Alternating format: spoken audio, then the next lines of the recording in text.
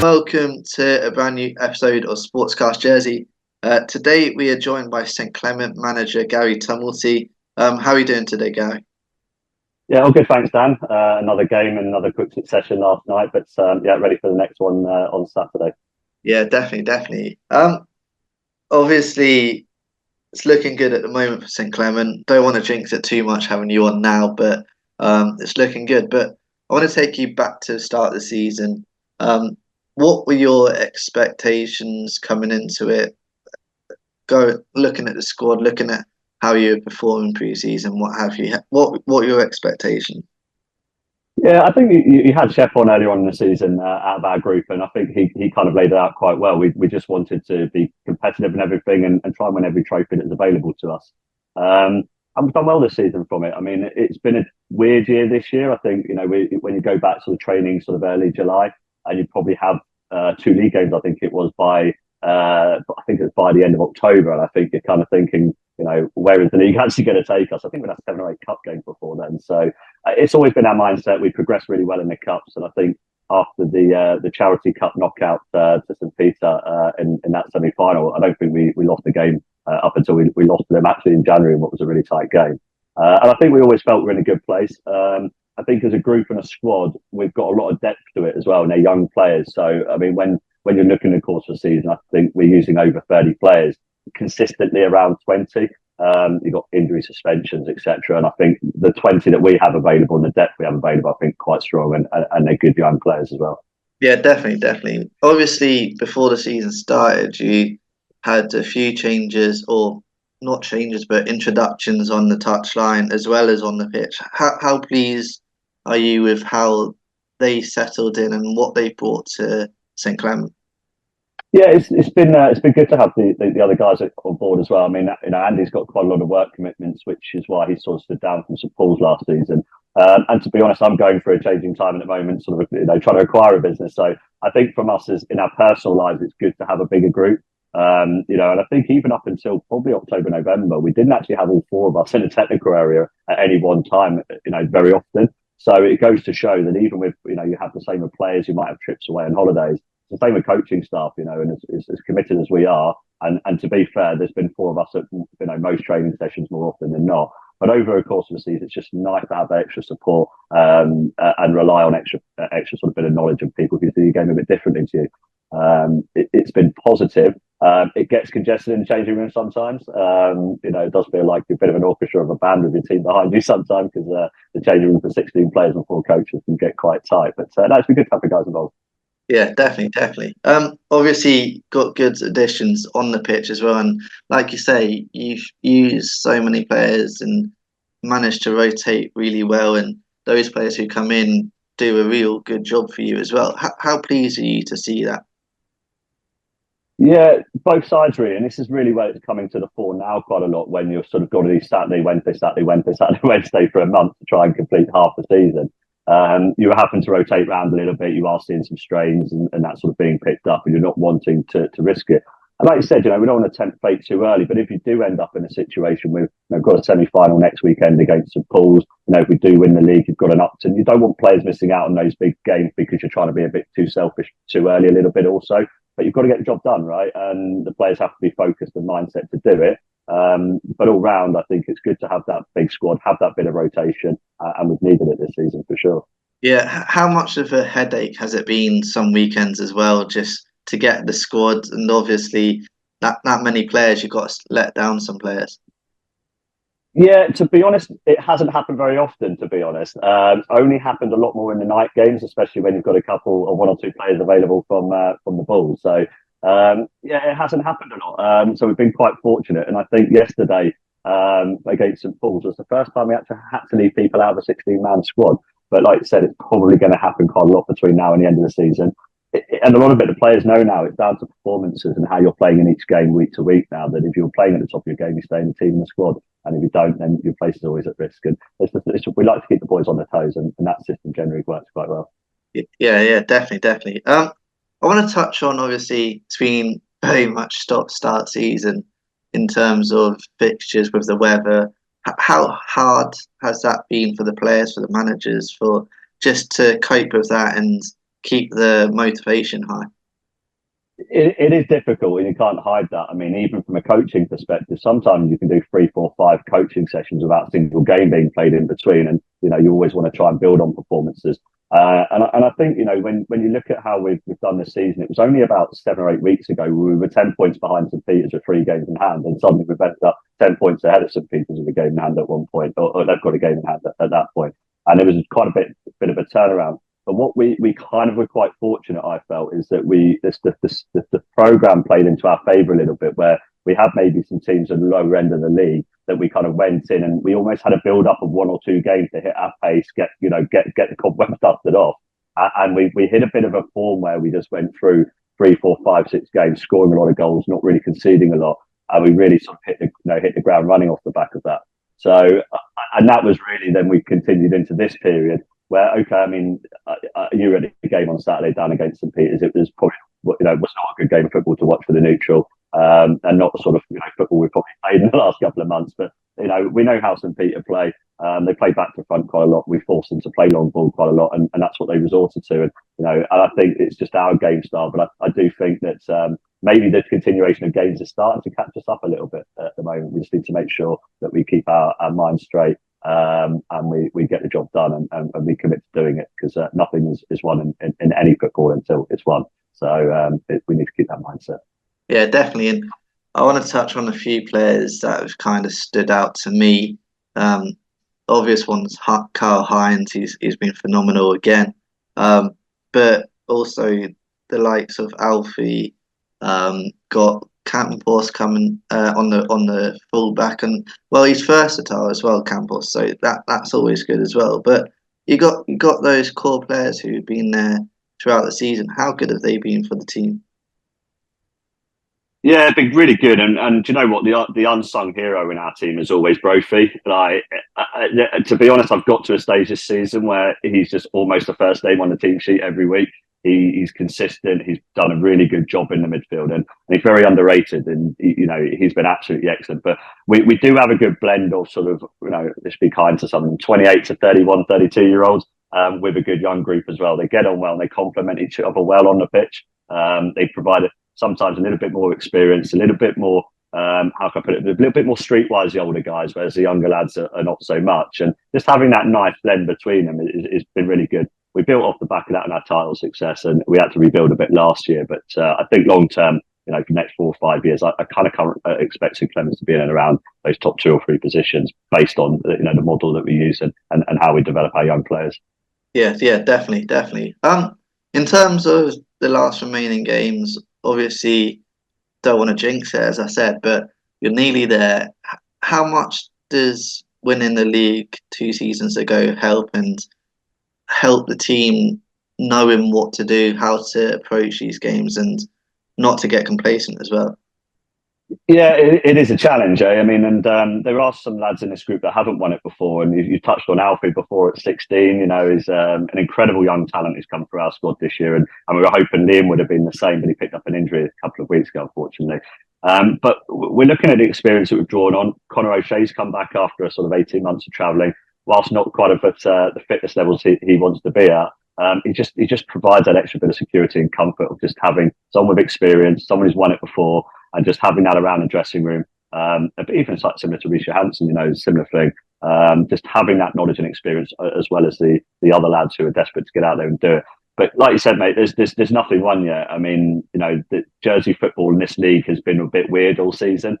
Anything can happen. And we showed it a couple of years ago. We got reined back in, with 3 months to play. We were reined back in and end up in a final day decider. We're keen to avoid that this time because it's lining itself up to be St Peter St Clement's last game. We're hoping we can get the job done before then, and we take nothing for granted at this stage. I mean, we have to win every game of football. If we win the next 2, it's done. If we don't, we move on to St Wands, and then we move on to St Peters until that league's decided. But look, like I said, we need to keep our head down, keep our mind straight, and not let too much noise affect us really, and just continue on. It's just in my view, just 3 points at a time. Yeah, definitely. I want to touch on other teams in the club as well. Obviously, the reserves are doing well. They've got games in hand, and if they do well in them, obviously got a big game this weekend against Screwville. they could be in line with to win their league. Over 35s are looking good at the top of this. How good a moment is this for the club?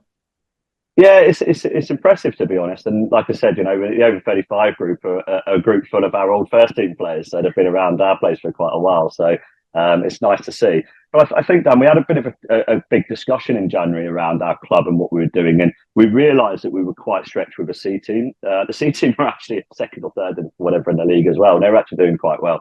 But we realised with using a few reserve players, a few over 35 players, a couple had kind of dropped that out of that team. And whereas St Peter's, I know they've made a lot of noises more recently about having quadruple headers, we could see that happening back in January. And we knew it would affect the good positions that the over 35 reserves and first team are in. And we were going to struggle to achieve it anyway. So we said, look, why put the pressure on ourselves as a club and as a group? Let's maybe look to disband that C team and make sure that we can continue to have a positive season for the rest of the group. And with the players available to us, it made perfect sense. To see it actually happening is good. I mean, I think the over 35s think they need a point at the weekend. They've asked to hire the clubhouse out to open the clubhouse till 11 or 12 or whatever time they think they're going to leave. But they probably won't last till 9, that group. So we'll wait and see if that happens. And if it does, it's great for them. Reserves, I mean, we're hoping that the first team might be able to sort of get this title done if they can perform well for the next 2 games. And, the first team might be able to support them a little bit more to get that over the line. But like you said, from a club, probably 5 or 6 years ago, wasn't a particularly fashionable club to be at. We've certainly turned that corner, and to be fighting for titles at all levels of senior football, it's pretty impressive, and it's a credit to the group behind me. Really, I mean, we've got a good coaching group, good group of friends, different groups of friends all around the club, and it connects up really, really well. We're always looking to add to it as well, so it's good. But fingers crossed we can get some silverware on the table at the end of the season for a few of the teams, and see what the end of the season party looks like. Yeah, definitely. And that you touched on being friends off the pitch as well. And socially, you can see it even at the game on Saturday against St Peter's. A lot of the players who weren't playing were there watching, supporting.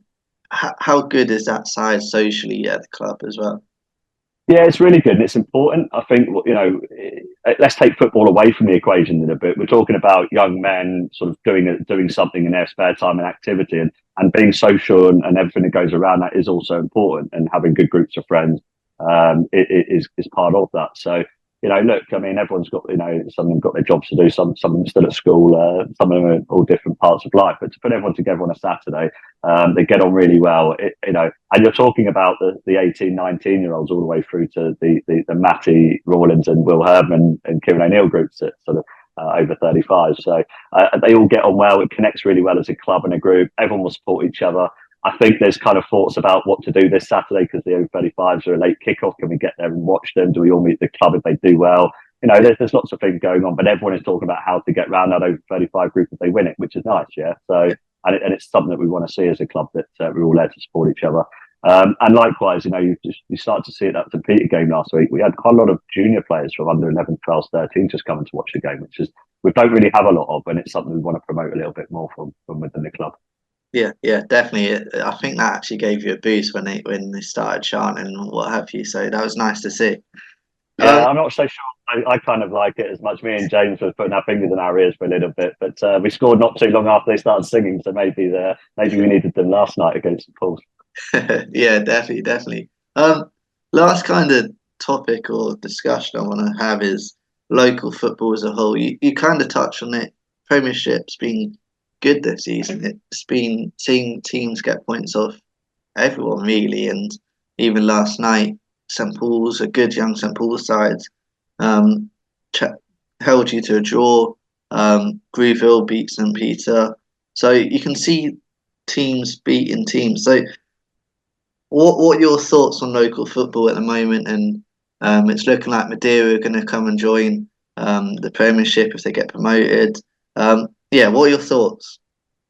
It's an interesting one, Dan, because like you said, and I said it at the start of the season to a lot of people, the league, it could be very open this year because everyone can beat everyone on a given day. And you've seen it last night. I mean, I think, look back at the scores, only 2 or 3 weeks ago, we beat St Paul 6-1, and then you're coming out and drawing a game 1-1. And they added 2 or 3 players to that. And whilst they're young players, they're very technically very good, aggressive in their play. I mean, and they're hard to play against. And they're good on the ball, and they're not easy games to play. And, St Peter's, I find, they've got to have a load of back-to-back games coming up, and they're going to have a young St Paul's team twice to play, who are going to be, buzzing around that pitch collar. It's going to be a difficult one for them to get points in that game, and they are the more obvious potential banana skin out there, but everyone can be. I mean, we've got to have our minds right on it Saturday. We might have beaten Wanderers 7-1 recently, but that has no reflective. Well, following week they went and beat St Peters 2-1. And you just really got to have your wits about you at every game. We went out the JFA Cup to Madeira, and we might have had 80% possession. We were never going to score in the game, and the game was probably only ever going to end up 1 or 2 or 3-0, just with them hitting us on the counter, because they sat. They had a really good game plan. They came in, they affected it well on a heavy pitch, and they won the game. But they've shown that they've beaten the top level of their own group. They've beaten Premiership teams this season. They're going to be a strong outfit next season, and there's no doubt in my mind that they're going to add to what they've got with even better players. So, I mean, it might be a bit of an outside tip to see where they're going to finish next season, but I'd certainly say that I have in my mind right now it'll be a top 4 position minimum for them, and it'd be interesting to see what the makeup of the league would be next season in Jersey football. Just if the 2 come up, 1 down, or however it works. I think it's quite important to try and keep a decent level of teams in that Premiership in Jersey. But I think you asked a question really about what do I think of Jersey football as a whole, and I think it's actually quite worrying times generally for men's football. I mean, the kids game and the children's game is really growing quite massively, and there's certain teams, clubs, even us, we have 2 or 3 teams in each year group. The number of players involved is massive. Yet you talk to the JFA about the 11-a-side men's game, and I think the statistics were something like 25% of men stopped playing UK football last season, Saturday football. We're starting to see a bit of a drop off locally, and I don't know whether it's a game programme or what. I do find that the local league plays second fiddle massively to the Jersey Bulls, and I think that's a shame because it needs a bit more promoting, and what you do is brilliant for that. But even in JEP coverage and different things now, it's just dropped down. And I think you used to have local football on Channel TV sometimes on the Monday night news. You don't get that anymore. And I think it's just a shame that it feels it's a little bit second best. And I think sometimes the players can feel a bit like that, if I'm being honest. And I think there are worrying signs when you look across the Premiership next season of how many managers are staying in place. And there could be 4 or 5 managers moving on next season, which is out of 7 or 8 teams, which is significant and a worry, I think. And I don't know where the next generation of that's coming from. And, it's I think the men's game's not in a particularly great place. And then the breaking news last night is Mr. Kennedy's moving on, which is a huge shame because he's got a great hand on the local league. We finally got into a good place for Premiership 1 and 2, being all first teams and promotion relegation. And then we're probably going to have a whole new complexion and face to sort of look at it in a different way. So, yeah, I think it's worrying times. It is changing times. But, maybe a different person might have a different way of developing it, and it might change. I don't know. But let's wait and see. No, yeah. Good opinions, good points as well. And Dave Kennedy obviously done a brilliant job, and it's good that you brought him up. And it will be a miss. It'll be good for Jersey sport, but a massive miss for Jersey football, I think. Yeah, I agree. It'd be massive. He's a massive addition for Jersey sport, and sad for football. But no, we have plans as a club to develop our facilities, and we engage with Jersey sport quite a lot on that, and hopefully we'll continue to engage with Dave Kennedy on it because he's a top guy. Yeah, definitely. Final kind of question. Obviously, it's looking good. How confident are you that you can get the league over the line and then go and win a few cups this season? Not very, because there's like the job to be done. Every time I go into a game, we're going to lose it until we prove me otherwise. I honestly have that understanding of it because you can just be too confident. You look at the results this season. We've drawn 1 and lost 1. You'd think everything is there that is going to point to the right directions of it. But you know that football is never that simple. You start to see creaks and injuries a little bit at the moment, and rotating squads, and the players that come and got to settle quickly and do the job. And you hope that doesn't impact you too much by making sort of too many changes. Look, the games are still there to be won. The oppositions are difficult. Let's just get the job done. In my view, nothing's won till we're there. And if we get it done, then I'm confident we'll go to Guernsey and do a job there as well. Yeah. Right. Good luck for the rest of the season, Gary. Cheers for your time today, and well done for all that you're doing this season. Thanks, mate. Thanks, Dad. I appreciate it. Thanks a lot. Cheers. Thank you to everyone that's watched or listened to this episode. Another episode of Sportscast Jersey is coming soon.